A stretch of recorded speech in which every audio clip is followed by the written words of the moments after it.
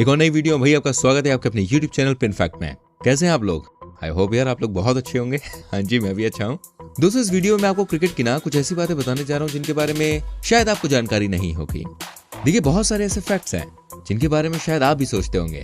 अच्छा, आप मुझे बताइए, क्या आप जानते हैं एक विकेट सेट जो होता है उसमें 3 स्टंप्स ही क्यों होते हैं? मतलब एक भी हो सकता था, 2 भी हो सकते थे, 5 भी हो सकते थे, 3 ही क्यों? क्या आपने कभी सोचा है मैच जीतने के बाद विकेट को कोई भी एक प्लेयर अपने साथ घर क्यों ले जाता है? यहाँ तक कि दोस्तों, जब हमारी टीम इंडिया किसी होटल में रुकती है तो आप जानते हैं उसके रुकने का जो खर्चा होता है वो कौन करता है? ठीक है, ऐसे बहुत सारे सवाल हैं जिनके जवाब शायद आपको नहीं पता होंगे, या हो सकता है आप उनके बारे में सोचते भी होंगे, यार ऐसा क्यों होता है। तो इन सारे सवालों के जवाब आपको मिलेंगे आज की इस वीडियो में। बस आपसे रिक्वेस्ट करूंगा, सारे सवालों के जवाब जानने के लिए हमारी वीडियो को एंड तक देखिएगा और प्लीज हमारी वीडियो को लाइक कर दीजिए, चैनल को सब्सक्राइब कर दीजिए, बेल आइकन प्रेस कर दीजिए जिससे आपसे हमारी कोई भी वीडियो मिस ना हो।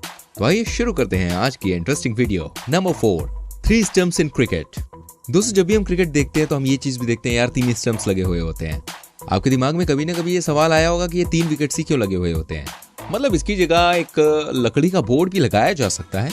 चलिए मैं आपको इसका जवाब देता हूँ, ठीक है। दोस्तों, जब क्रिकेट की शुरुआत हुई थी तब क्रिकेट में विकेट के लिए 2 स्टंप्स लगा करते थे। जी हाँ, 2, और साथ ही एक बेल लगती थी। जब भी क्रिकेट खेला जाता था तो ऐसे में जो बॉल होती थी वो हवा में फ्लो करती थी और इन दोनों स्टंप्स के बीच में से निकल जाया करती थी। ऐसे में यार पता ही नहीं चलता था कि बॉल बीच में से गई है या फिर इसके ऊपर से गई है। ये बताना बहुत मुश्किल हो जाता था क्योंकि उस टाइम पर थर्ड अंपायर नहीं हुआ करते थे, इतनी फैसिलिटीज नहीं हुआ करती थी और ना ही उस टाइम पे कैमरास हुआ करते थे। तो भाई इस प्रॉब्लम का सोल्यूशन निकालने के लिए बहुत सारे टेस्ट किए गए, बहुत सारे एक्सपेरिमेंट्स किए गए।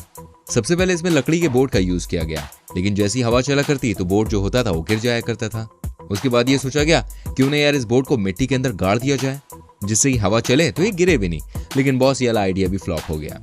उसके बाद ये डिसाइड किया गया कि 2 विकेट्स की जगह 3 विकेट्स ही लगाने होंगे, लेकिन बेल ना होने की वजह से ये पता नहीं चलता था कि बॉल उसके ऊपर से गुजरी है या फिर साइड से। इसके बाद ही दोस्तों बेल लगानी शुरू कर दी गई, जिससे काफी हद तक सहूलियत मिल गई। क्रिकेट लॉ में भी लिखा हुआ है कि स्टंप्स जो होंगे वो 28 इंचेस टॉल होंगे और एक बेल का साइज होगा 9 इंचेस। दोस्तों, अब जमाना बदल चुका है, बहुत सारी चीजें आ चुकी हैं। अब मॉडर्न टेक्निक की वजह से क्रिकेट में LED विकेट्स का इस्तेमाल हो रहा है। तो आपको स्टंप्स के बारे में जानकारी कैसे लगी प्लीज मुझे कमेंट करके जरूर बताइएगा, ठीक है। Number 3, wicket after win. दोस्तों, मैच जीतने के बाद स्टंप को क्यों लिया जाता है, क्या आप जानते हैं? आपने बहुत बार देखा होगा मैच खत्म होने के बाद जो हमारे धोनी होते हैं वो स्टंप को ले जाते हैं। दोस्तों, पहले के टाइम में जब भी कोई मैच हो, चाहे वो नेशनल हो चाहे वो इंटरनेशनल हो, तब स्टंप्स जो हुआ करते थे वो लकड़ी के बना करते थे। अब देखिए LED का सिस्टम आ गया, सारी चीजें चेंज हो चुकी हैं। हम बात करेंगे स्टंप्स क्यों ले जाते हैं। तो देखिए, मैं आपको बता दूं यार, स्टंप्स को ना एक मेमोरी के रूप में लिया जाता है।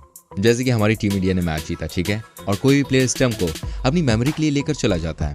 सबसे पहले इसे पवेलियन में लेकर जाते हैं एंड उसके बाद स्टंप को अपने घर ले जाते हैं। एक बात और मैं आपको बता दूं, मिडिल स्टंप जो होता है ना उसको किसी को नहीं दिया जाता। अब मिडिल स्टंप भाई साहब क्यों नहीं दिया जाता, ये सवाल आपके मन में कहीं ना कहीं अभी आ रहा होगा। तो देखिए, इसका भी एक बड़ा सिंपल सा रीजन है। रीजन ये है कि विकेट में ना भाई कैमरा लगाया जाता है और वो जो कैमरा होता है वो मिडिल स्टंप में ही लगा होता है। मिडिल स्टंप में कैमरा वायर को सेट कर दिया जाता है और वायर ग्राउंड के नीचे से एडिटिंग रूम तक पहुंचता है, जिसकी वजह से मिडिल स्टंप को अपने साथ ले जाना पूरी तरह से मना है। अगर कोई खिलाड़ी इस मिडिल स्टंप को लेकर जाना चाहता है तो उसके लिए सबसे पहले उसे स्टंप को वायर से कट करना पड़ता है और कैमरा हटाने के बाद आप उसको लेकर जा सकते हैं। LED स्टंप्स बनाने वाली कंपनी जिंक वो परमिशन नहीं देती है कि आप इन स्टंप्स को उठाकर अपने घर ले जाएं। लेकिन अगर बाद में मान लीजिए कोई फाइनल मैच जीत जाता है तो उस फाइनल मैच के बाद पूरी तरह से परमिशन लेने के बाद कोई भी एक प्लेयर इस स्टंप को लेकर जा सकता है, अपने घर में ले जाके मेमोरी के तौर पर रख सकता है। जी हाँ। Number 2, ball tampering. दोस्तों, हम सभी जानते हैं क्रिकेट में बॉल टैंपरिंग की जाती है, लेकिन बॉल टैंपरिंग कैसे की जाती है या फिर बॉल टैंपरिंग से भाई फायदा किसको होता है, ये सब मैं आपको बताता हूँ, ठीक है। देखिए, बॉल टैंपरिंग यानी कि बॉल के साथ छेड़छाड़ करना होता है, इसको इंग्लिश में कहते हैं बॉल टैंपरिंग। ये 2 तरीके से की जाती है, एक तो लीगल बॉल टैंपरिंग और दूसरी होती है इलीगल बॉल टैंपरिंग। सबसे पहले हम बात करेंगे लीगल टैंपरिंग की, ठीक है।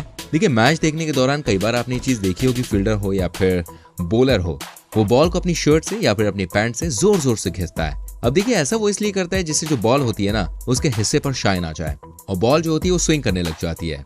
फिर बॉल टप्पा खाती है, जिससे बैट्समैन यार इस बात का अंदाजा नहीं लगा पाता है कि बॉल स्विंग कर रही है या फिर नहीं। ऐसा करने से दोस्तों आउट होने के जो चांसेस होते हैं वो कहीं ना कहीं बढ़ जाते हैं। लीगल टैंपरिंग में बॉलर अपनी लार से बॉल को शाइन करते हैं। ऐसा करने से बॉल हवा में स्विंग होने लगती है। अब मैं आपको बता दूं, आज कोरोना की वजह से क्रिकेट में ऐसा करने की परमिशन नहीं है, कोई भी ऐसा नहीं कर सकता है, लेकिन आमतौर पर बॉल पर लार लगाना एक तरह से लीगल टैंपरिंग के अंदर आता है। ये सब इसलिए किया जाता है जिससे कि बॉल जो है वो अच्छे से शाइन कर सके। और सामने वाले बैट्समैन को आउट करने के चांसेस कहीं ना कहीं बढ़ जाए। अब बात करते हैं हम यहाँ पर इलीगल टैंपरिंग की। दोस्तों, इलीगल टैंपरिंग क्यों की जाती है मैं आपको ये बताऊंगा, ठीक है। देखिए, इलीगल टैंपरिंग के अंतर्गत बॉल के संग छेड़छाड़ करना और बॉल की शेप को चेंज करने की कोशिश करना, ये पूरी तरह से इलीगल है। बॉल के ऊपरी हिस्से को उठा देना और फिर अपने नाखून से एक हिस्से को घिस देना और किसी नुकीली चीज से उस पर स्क्रैचेस डालना, यह पूरी तरह से गलत है।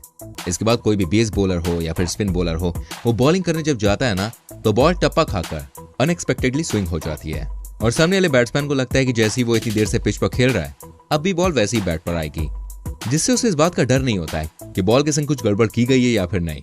वो बैट को वैसे ही घुमाता है जैसे उसे घुमाना है, लेकिन उसका अंदाजा बिल्कुल गलत साबित हो जाता है और वो बड़ी आसानी से आउट हो जाता है। इसलिए सारी देखरेख अंपायर की निगरानी में होती है। अंपायर हर ओवर के बाद बॉल को चेक करता है। अगर उसी बीच में बैट्समैन चाहे तो रिक्वेस्ट करके अंपायर से कह सकता है कि बॉल को चेक कर लीजिए। इलीगल बॉल टेम्परिंग में 5 लेवल होते हैं दोस्तों। बॉल टेम्परिंग जितने ज्यादा लेवल की होगी, पनिशमेंट उतनी ही ज्यादा दी जाएगी। अब मैं आपको बताता हूँ, ऐसा करने से कोई भी एक प्लेयर 1 साल के लिए या फिर हो सकता है कि लाइफ टाइम के लिए सस्पेंड कर दिया जाए। चलिए मैं आपको बताता हूँ किस किस ने इलीगल टैंपरिंग की है। कुछ नाम सुनकर आप वाकई में हैरान रह जाएंगे। 2007 में की थी वकार यूनुस ने। 2001 में सचिन तेंदुलकर पर भी इलीगल बॉल टेम्परिंग का आरोप लगा था, जिसके बाद उनको एक मैच के लिए सस्पेंड भी कर दिया गया था। और भी कई ऐसे नाम हैं जैसे कि Shahid Afridi, Rahul Dravid, David Warner, Steve Smith और भी कई बड़े बड़े दिग्गज खिलाड़ियों का नाम है इसमें, जो इलीगल बॉल टेम्परिंग में दोषी पाए गए हैं। Number 1, players staying cost. दोस्तों, किसी भी मैच के लिए जब कोई टीम जीतती है या फिर कोई टीम हारती है, मैच खेलने के बाद ये प्लेयर सीधे अपने होटल में जाते हैं, जहां रहने का उनका अच्छा अरेंजमेंट होता है। लेकिन क्या आप जानते हैं इन प्लेयर्स पर कितना खर्चा किया जाता है? इनको खाने पीने रहने की हर फैसिलिटी बहुत अच्छी दी जाती है। हाई क्लास फैसिलिटीज मिलती हैं सबको। अब भाई साहब, इन सबके पीछे पैसा कौन खर्च करता है और कितना खर्चा होता है? चलिए मैं आपको बताता हूँ। देखिए, जब भी बाहर का दौरा होता है ना, इन प्लेयर्स को रिपोर्ट जोन से लेकर फ्लाइट तक सारे टीम मेंबर्स को एक ही जगह रिपोर्ट करना होता है। वहां पर कैंप होने के बाद ये टीम मेंबर्स अपनी डेस्टिनेशन कंट्री पर चले जाते हैं और ये सब खर्चा वहां की कंट्री करती है जहां पर मैच होने वाला होता है। जी हाँ दोस्तों, उसी कंट्री को सारा खर्चा करना पड़ता है।